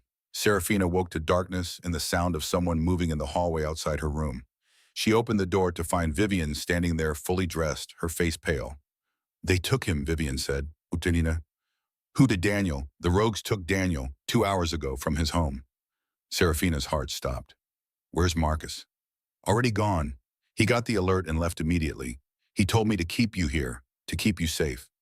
But Serafina was already moving, already pulling on clothes, already knowing exactly what this was. The rogues had Daniel, which meant they were going to use him as leverage, which meant the court session in 12 hours had just become a rescue mission, and Marcus had gone alone. Serafina was in the car before Vivian could finish the sentence about staying safe. "He told you to keep me here," Serafina said, buckling her seatbelt, "but he didn't order you not to drive me if I insisted on going." Vivian stared at her for exactly 3 seconds. Then something shifted in her expression. Not quite a smile, more like recognition. "You sound like Margot," Vivian said. "Good." They drove through pre-dawn Savannah, the city still sleeping, streets empty except for delivery trucks and the occasional taxi. The GPS led them south toward the industrial district, where the old warehouses hunched against the river like forgotten monuments. Marcus had left a trail, not accidentally. He'd known Serafina wouldn't stay behind, known Vivian would eventually cave, so he'd made sure they could follow. The abandoned hospital sat at the edge of the district, 5 stories of crumbling brick and broken windows. A building that had been scheduled for demolition 3 times and somehow kept surviving through bureaucratic delays and missing permits. Serafina understood why the moment she saw it. Vampire property. Had to be. The kind of real estate that existed in legal gray areas where human oversight never quite reached. Vivian parked 2 blocks away, killed the engine. I need you to understand something, Vivian said. If we go in there, we're walking into a trap. They took Daniel specifically to draw Marcus out, to force him into a confrontation before the court session. They're hoping he'll do something that violates vampire law, something that gives them grounds to challenge his authority. Then we don't let him violate vampire law. It's not that simple. If Daniel is hurt, if they've done anything to him, Marcus will want blood, literally. And if he takes it without court approval, he's no better than the rogues he's trying to destroy. Serafina looked at the hospital. Dawn was starting to break, pink light touching the upper windows. My grandmother spent 3 years gathering evidence because she believed in doing things the right way, Serafina said. She could have gone to the media, could have exposed everything in a way that would have forced immediate action. But she didn't. She built a case. She followed the rules. Because she understood that justice isn't the same thing as revenge. She opened the car door. I'm not going to let Marcus throw away 43 years of guilt and growth because Daniel Cross is too stupid to understand when he's being used. Vivian followed her out of the car. They approached the hospital from the east side, a service entrance with a door that hung crooked on broken hinges. The smell hit Serafina immediately. Rot and mildew, and something underneath that was distinctly copper. Blood. Old blood, the kind that had soaked into concrete and could never quite be scrubbed away. The interior was worse. Hallways with peeling paint. Gurneys rusted to the point of collapse. Equipment that looked like it belonged in a museum of medical horrors. And sounds. Voices drifting down from somewhere above. Marcus's voice. Cold and controlled, and carrying that particular edge that meant he was seconds away from violence. Serafina followed the sound. Up a stairwell that groaned under her weight. Down a corridor where the fluorescent lights flickered in patterns that made her head hurt. The voices were coming from what must have been an operating theater. Double doors, small windows reinforced with wire mesh. Serafina looked through the glass. Marcus stood in the center of the room, surrounded. 6 vampires in a loose circle, and sitting in a chair behind them, hands zip-tied, mouth bleeding from a split lip, was Daniel. He looked smaller than she remembered, diminished. The man who had controlled 6 years of her life reduced to a pawn in someone else's game. One of the vampires was speaking. A woman. Tall, elegant, with dark hair, and the kind of beauty that felt calculated rather than natural. You can't touch us, Marcus, not without court approval, not without violating every law you claim to uphold. So here's what's going to happen. You're going to walk out of here. You're going to present your little ledger to the court, and we're going to present him. She gestured to Daniel, a human witness, ready to testify that you've been using undue influence on Serafina Hartley, that you've manipulated her into believing she's in danger, that you've isolated her from her legal husband and poisoned her mind against him. The court will have to investigate. And during that investigation, your authority will be suspended, and in that suspension will disappear. Along with every piece of evidence you think you have. Marcus didn't move, didn't react. His face held that terrible stillness that meant he was calculating exactly how many seconds it would take to kill everyone in the room. You're assuming, Marcus said quietly, that I care more about vampire law than I do about the woman you're using him to threaten. We're assuming you care about your reputation, your position, the court you've built over 4 centuries. Are you really going to throw all of that away for a human without hesitation? The woman laughed. Then you're more far gone than we thought. How disappointing. Serafina pushed open the door. Every head turned. Marcus's face did something she'd never seen before. Terror, pure, undiluted terror, not for himself, for her. Serafina, get out. No. She walked into the room, Vivian behind her. I'm not leaving, and you're not going to do anything that violates vampire law, because that's exactly what they want. She looked at Daniel, at the blood on his lip, the fear in his eyes. Did you know, she asked him, did you know they were vampires when you agreed to help them? Daniel's face was answer enough. He'd known. Maybe not at first, but somewhere along the way someone had told him the truth, and he'd kept going anyway. You knew, Serafina said, and you helped them anyway, because you wanted me back, not because you loved me, Because you couldn't stand the idea that I'd left, that I'd chosen to be alone rather than be with you. They said they'd give me everything, Daniel said, his voice shaking. Money, power. They said I could have you back, that we could start over, that that I was property you'd misplaced, Serafina finished. That's all I ever was to you, wasn't it? A thing you owned. And when I left, it wasn't heartbreak you felt. It was the anger of someone who'd had something stolen. She turned to the dark-haired vampire. You made a mistake, Serafina said. You assumed Marcus was the only threat, that if you neutralized him, I'd be easy to manipulate. But my grandmother didn't hide the ledger in a place only her blood could access, because she thought I'd need a vampire to protect me. She did it because she knew I'd be smart enough to use it. She pulled a folded piece of paper from her jacket, the letter from the Jasmine Garden, Margot's handwriting. This ledger contains 43 years of evidence. Evidence that the court will absolutely listen to.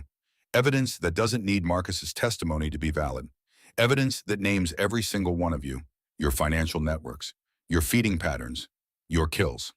The dark-haired vampire's expression changed. You don't know what you're... I know exactly what I'm holding, and I know that in Serafina checked her phone. 6 hours, the court of the Southern Reach will be in session. And I know that Marcus doesn't need to touch any of you to destroy you. He just needs to present the evidence. And I'm going to be the one presenting it. She looked at Marcus. You told me your grandmother made you understand what it felt like to be truly known, Serafina said. To have someone see not the vampire king, but the person underneath.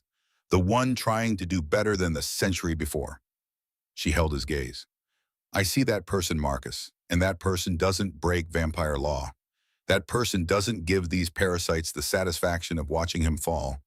That person walks out of here, leaves Daniel to face the consequences of his choices, and lets the court do what it was designed to do. The room was absolutely silent. Marcus's eyes held hers. She could see the war happening behind them. The 400 years of controlled isolation fighting against the desperate need to protect her. The vampire king fighting against the man. Finally, he nodded, once, sharp. You heard her, Marcus said to the dark-haired vampire. We're leaving. You can keep Daniel. He chose you. He can live with that choice. He walked towards Serafina, stopped beside her, looked down at Daniel. I told you weeks ago that the danger you represented was a nuisance, Marcus said, that you were nothing more than a parking violation. I was wrong. You're not even that. You're just a cautionary tale. The story people will tell about what happens when you're too small to recognize something extraordinary when you have it. He took Serafina's hand. They walked out together. Vivian following, down the corridor, down the stairs, out into the dawn light where the city was beginning to wake up.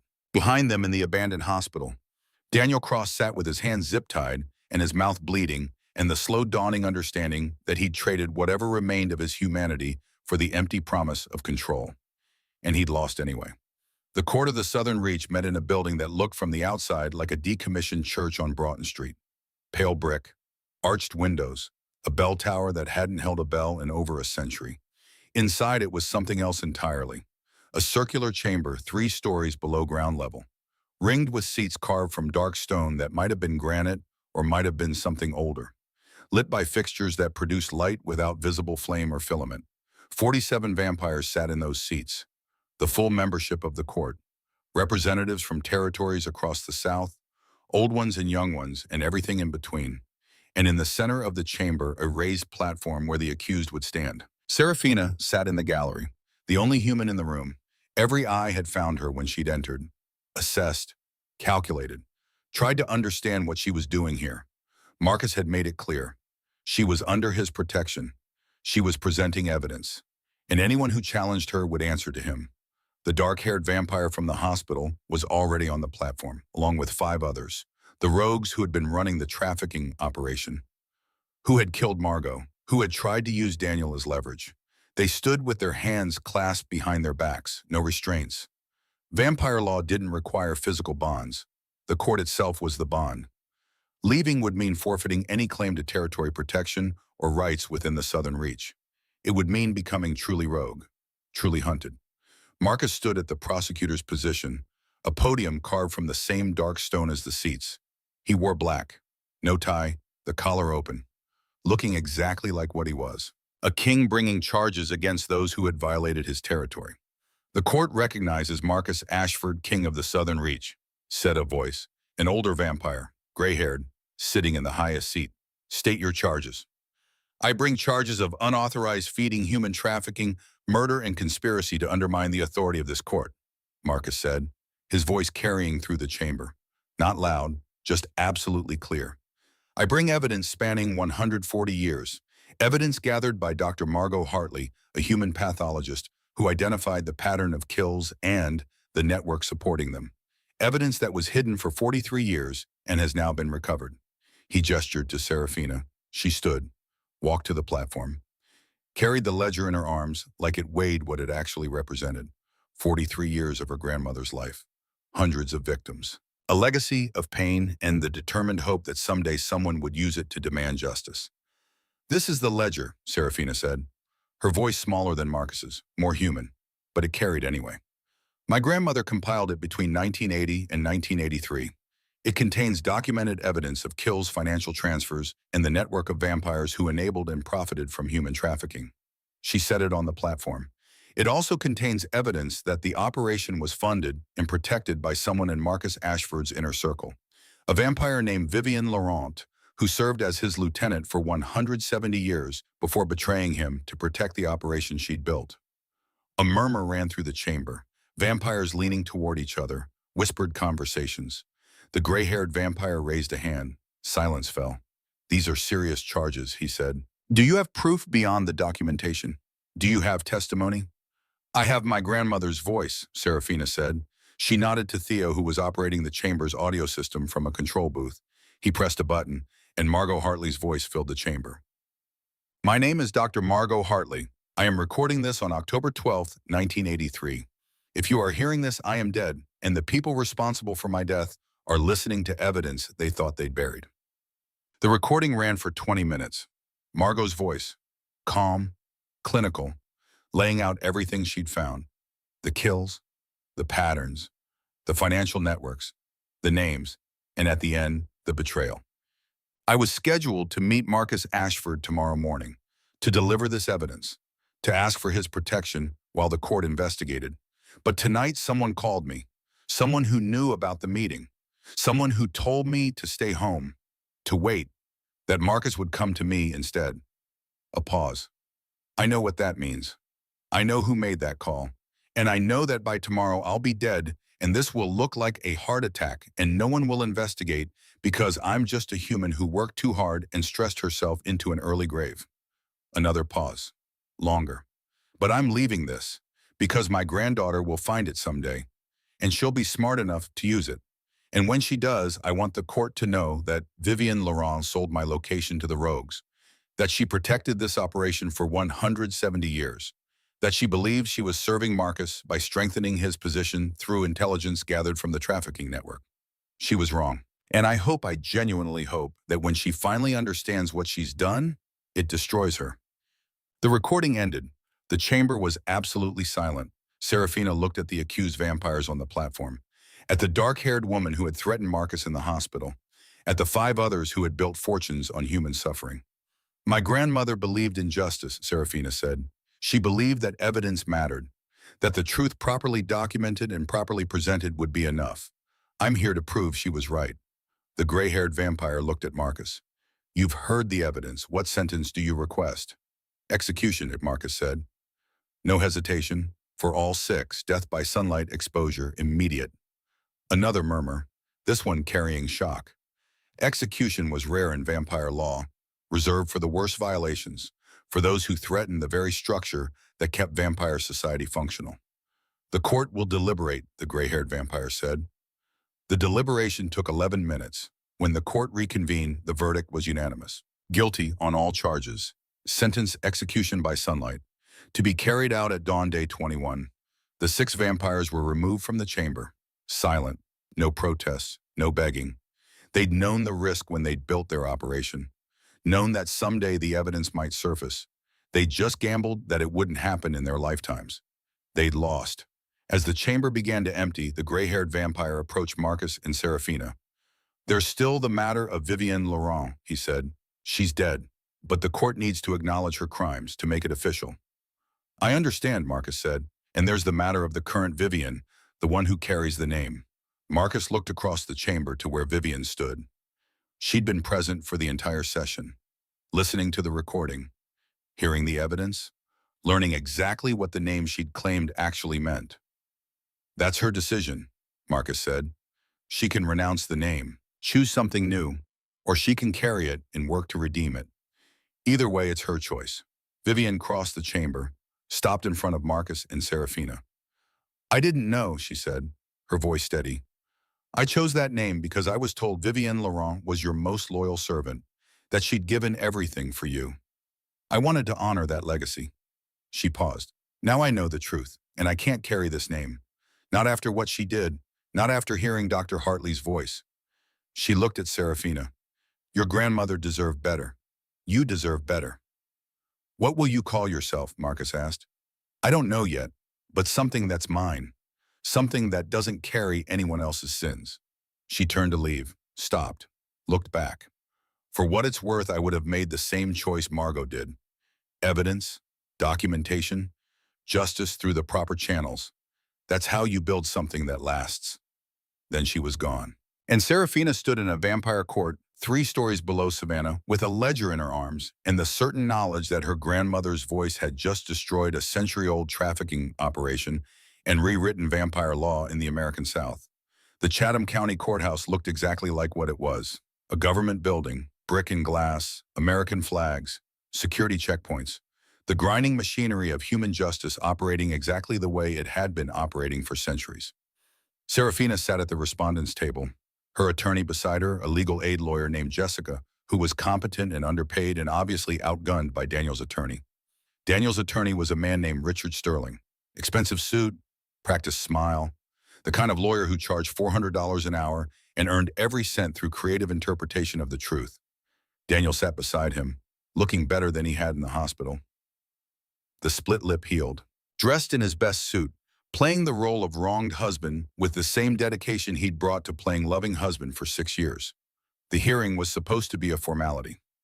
Daniel's motion didn't have strong legal standing, but formality had a way of becoming weaponized in courtrooms when one side had money and the other didn't.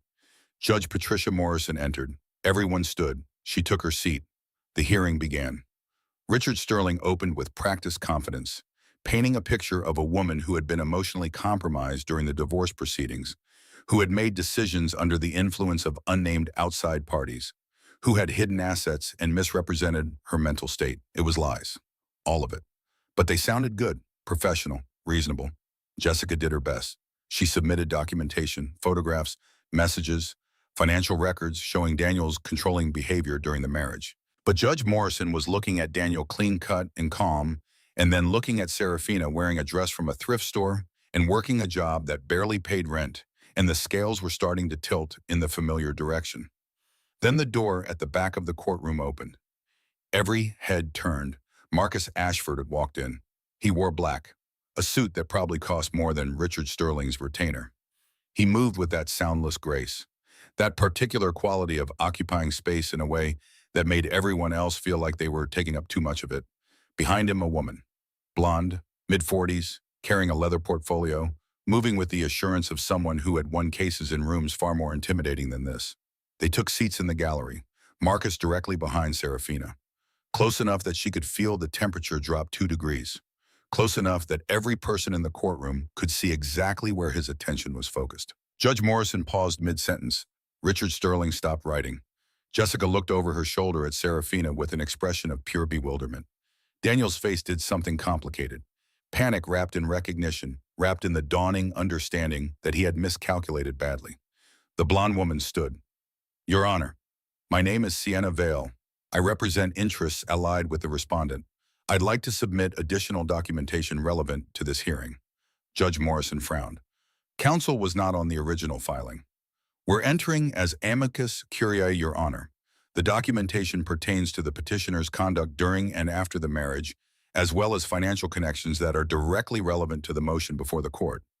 Before Richard Sterling could object, Sienna opened her portfolio, presented a stack of documents, phone records, financial transfers, surveillance photographs showing Daniel meeting with individuals connected to organizations under federal investigation, private investigator reports, turned inside out, showing that Daniel had paid for illegal entry into Serafina's apartment, illegal surveillance of her workplace, illegal harassment that violated the existing restraining order in 14 documented instances. Judge Morrison reviewed the documents. Richard Sterling reviewed the documents.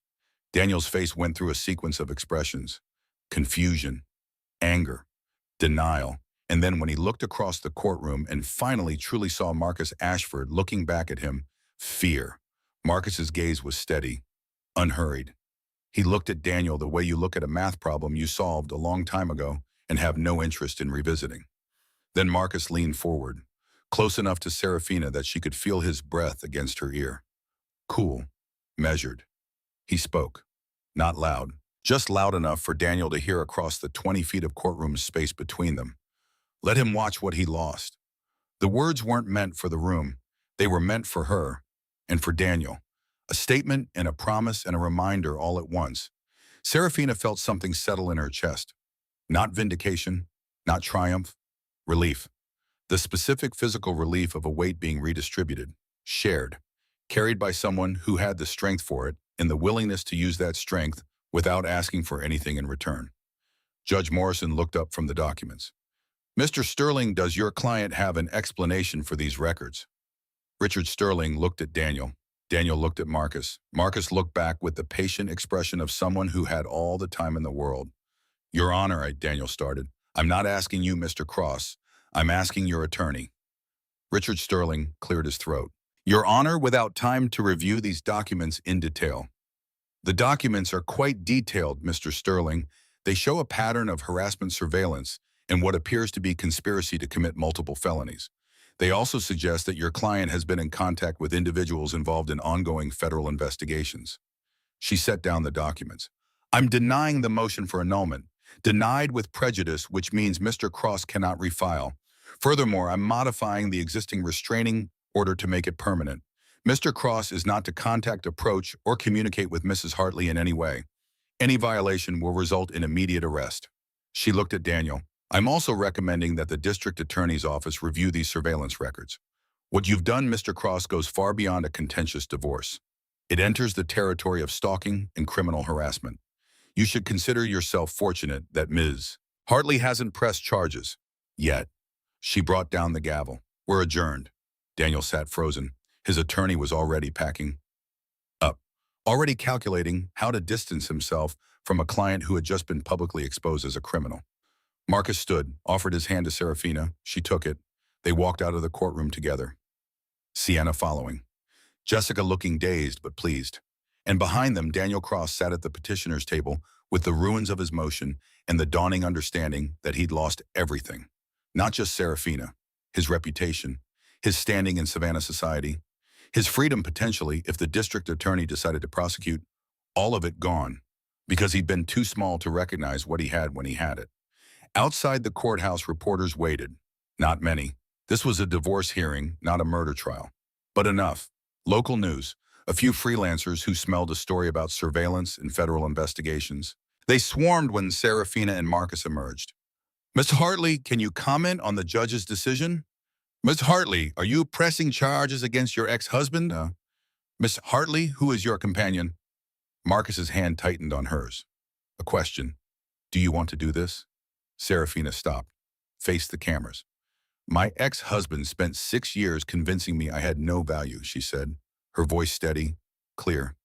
He told me and everyone who knew us that I was worthless, that I served no purpose. She paused. Today a judge ruled that he was the one in violation, not me. Today the court recognized what he never could, that his accusations were these, that the only thing broken in our marriage was his judgment. Another pause. I'm not here to gloat. I'm here to tell every woman watching this who's been told she's not enough by a husband, a boyfriend, a family member, anyone, that you are not what they say you are. You are what you choose to be. And you have more power than they want you to know. She looked directly at the camera. Daniel Cross tried to erase me. Instead, he lost himself. That's what happens when you mistake control for love, when you confuse possession with partnership. You end up alone, and you deserve it. Marcus's hand in hers, steady, cool, anchoring. Are you and Mr. Ashford in a relationship? One reporter asked. Marcus answered before Serafina could. Mrs. Hartley is under my protection and has my complete support. Beyond that, her personal life is her own business. He looked at the reporters with that same cold precision he'd used on Daniel in the courtroom. And I'd suggest that anyone interested in her personal life remember that she's just demonstrated exactly how she handles people who try to control her narrative. I wouldn't recommend testing her patience. They walked to the car. Vivian was waiting behind the wheel. She'd already chosen a new name, Serafina noticed. The embroidered initials on her jacket no longer read VK. They read EO, Elena Laurent, not abandoning the past, transforming it. The drive back to the townhouse was quiet. Serafina watched the city pass. The same streets she'd walked for 6 months with a hole in her shoe. The same buildings she'd passed on her way to file autopsy reports in a basement that smelled like formaldehyde. Everything looked different now, not because the city had changed, because she had. The nursing program at Savannah State University had accepted her application in week 9. Full scholarship, anonymously funded. Serafina knew exactly who had funded it, but the paperwork listed it as the Margot Hartley Memorial Scholarship for Non-Traditional Students. The first time she'd seen her grandmother's name on official university letterhead, she'd cried for 20 minutes. Marcus had held her, said nothing. Just been present while she processed 43 years of grief compressed into a single moment of recognition. She'd moved into the townhouse in week 7, not because Marcus had asked, because it had stopped making sense to maintain 2 residences when she spent every night at his place anyway. She'd kept the studio apartment for a month after moving out, just in case, just to have the safety net. Then she'd let it go, because safety nets were for people who were afraid of falling, and Serafina wasn't afraid anymore. Ruth had retired in week 10, handed over the ME office to a new manager, spent her last day smoking menthols and telling Serafina stories about Margot. She'd be proud of you, Ruth had said, not because you found the ledger, because you used it exactly the way she hoped someone would, with precision, with patience, with absolute conviction that the truth matters.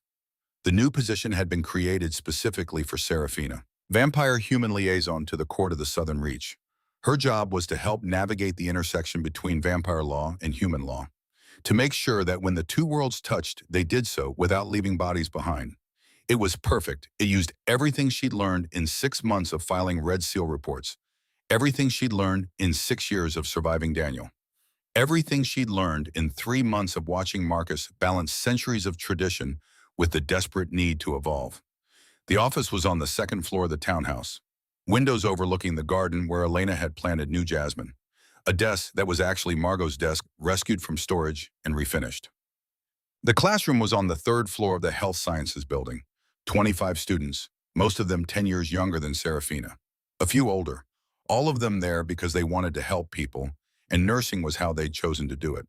Professor Chen was lecturing on triage protocols when the door opened. A late arrival slipped in, took a seat in the back row. Serafina glanced up from her notes. Marcus sat in the back of her nursing classroom, looking completely out of place in his charcoal suit and completely unbothered by the fact that he was the only non-student in the room. Professor Chen paused. "Can I help you?" "Just auditing," Marcus said. "Don't mind me." Professor Chen looked like she wanted to mind very much, but something about Marcus's tone suggested that arguing would be futile. She went back to her lecture. Serafina tried to focus on triage protocols, on the difference between immediate, delayed, and expectant categories, on how to make impossible decisions in impossible situations.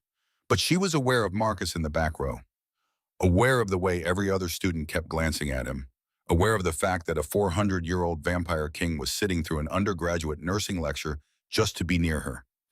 After class, she found him waiting in the hallway. "You can't just show up to my classes," she said. "Why not?" "Because it's weird. Because you make everyone uncomfortable.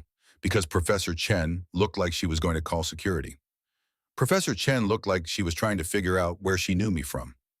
I donated the funds for this building in 1997. Different name, obviously, but she's been here long enough to remember." He smiled, small, real.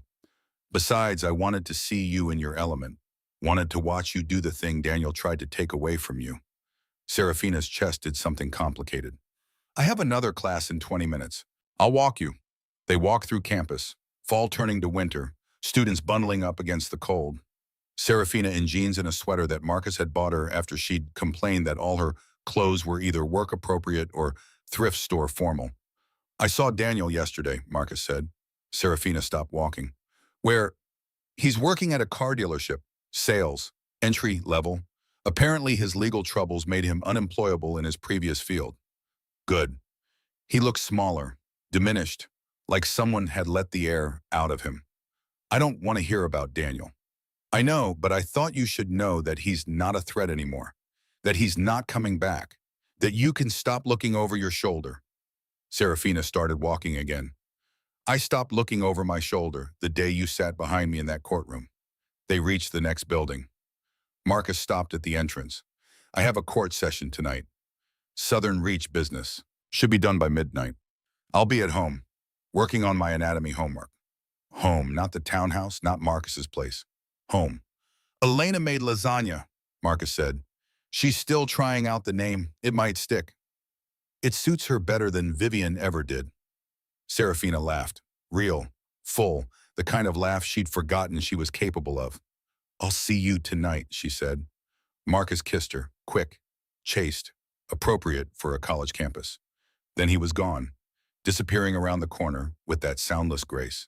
Serafina went to her anatomy class, sat in the middle row, opened her textbook, and realized that for the first time in her entire adult life, she was exactly where she wanted to be, doing exactly what she wanted to do, with exactly who she wanted beside her. Later that afternoon, Serafina sat at Margot's desk reviewing a case file when her phone rang. Ruth's number. I thought you retired, Serafina said. I did, but they called me in for a consult. New Red Seal case. And honey, you need to see this. What is it? It's international. The markers are the same as what Margot was tracking. But the origin code suggests this goes way beyond the Southern Reach. This goes global. Serafina set down her pen. I'll be there in 20 minutes. She hung up, looked around the office, at Margot's desk, at the jasmine visible through the window, at the life she'd built from $9 and a hole in her shoe. Then she stood, grabbed her jacket, because the work wasn't done. The ledger had dismantled one operation, but Margot had suspected there were more, bigger networks, deeper rot, and Serafina was her grandmother's blood, which meant finishing what Margot started wasn't just a choice. It was a legacy. 6 months after Daniel Cross decided she was worthless, Serafina Hartley stood in front of a lecture hall, not as a student, as a guest speaker. The course was called Vampire Human Relations, an elective, new to the university curriculum, funded by an anonymous donor who everyone suspected was Marcus Ashford, but no one could prove. 20 students filled the seats, watching her, waiting. Serafina looked at them, at their young faces, at their notebooks open and ready, at their complete lack of understanding about what the world actually contained. My name is Serafina Hartley, she said. 6 months ago, my ex-husband publicly stated I had no value. Today, I'm going to tell you about the 400-year-old vampire king who proved him wrong, and about my grandmother who spent 3 years building a case against monsters because she believed the truth was worth dying for, and about what I learned when I found her research and used it to dismantle a human trafficking operation that had been running for over a century. She paused. But first, I'm going to tell you the most important lesson I've learned in the last 6 months, the one that matters more than anything else. The students leaned forward. You are not what other people say you are. You are not their labels. You are not their limitations. You are not their failure of imagination. You are exactly what you choose to be. And if someone tries to tell you otherwise, you gather evidence, you build a case, and you prove them wrong so thoroughly that they spend the rest of their lives wondering how they were ever stupid enough to underestimate you.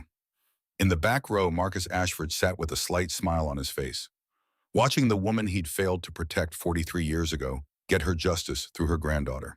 Watching the woman he'd waited 400 years to find finally understand her own power. Watching Serafina Hartley transform from victim to survivor, to victor, to teacher. And knowing that the story wasn't over. It was only beginning. Outside the lecture hall, Ruth stood in the corridor with a Red Seal file in her hands, waiting, because the world had more monsters than anyone wanted to admit, but it also had Serafina Hartley, and that Ruth thought was exactly the kind of balance Margot had been hoping for, the kind of balance that didn't just preserve evidence, it created change.